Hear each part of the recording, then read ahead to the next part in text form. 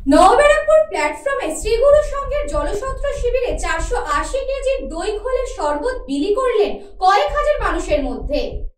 শ্রীগুরু সংঘ নবব্যারাকপুর মধ্যমগ্রাম আঞ্চলিক শাখার জলছত্র শিবির শীতল জল বাতাসা দিয়ে নিউ ব্যারাকপুর প্ল্যাটফর্মে পয়লা বৈশাখ মাস থেকে শুরু হয়।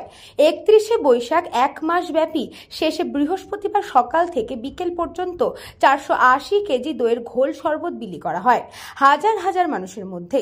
ট্রেন থেকে নিত্যযাত্রী ও পথ চলতি সাধারণ মানুষও দইয়ের ঘোল সেবন করে পরম তৃপ্তি লাভ করে এই প্রখর দাবদাহ থেকে রক্ষা পেতে।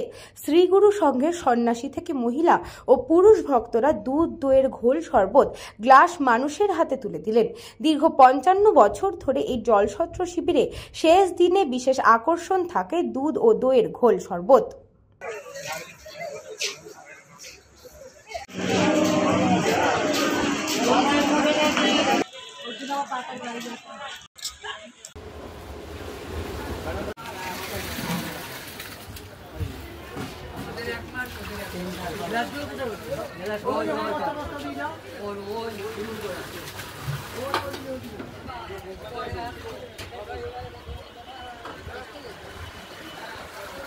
শ্রীগুরু জয়, শ্রীগুরু জয়, শ্রীগুরু জয়। নবব্যারাকপুর মধ্যমগ্রাম শাখা আঞ্চলিক শাখা সঙ্গে এই জলছত্র 55তম বর্ষর পূর্তি হলো। প্রতি বছরের ন্যায় এই জলছত্র আমাদের করা হয় পয়লা বৈশাখ থেকে 31শে বৈশাখ অবধি।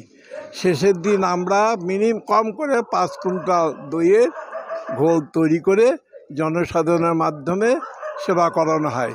এই সেবার উদ্দেশ্যটা হলো পরমারাধ্য শ্রী শ্রী গুরুদেব দুর্গাপ্রসন্ন পরমহংসদেব শ্রীগুরু সংঘ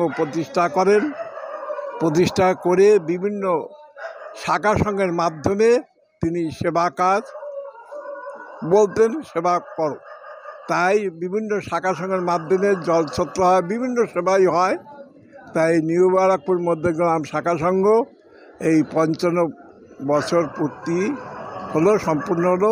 আজকের দিনটাই প্রতিদিন জল বাতাসাই দেওয়া হয়। আজকের দিনটাই আমরা প্রায় 5 কুইন্টাল দইয়ের জনসাধারণকে আমরা ঘোল সেবা করিয়েছি। এটা প্রতি বছরের ন্যায় আশা করি হবে, গুরুর কৃপা যদি থাকে। এই প্রচেষ্টা চালিয়ে যাব। শ্রীগুরু জয়।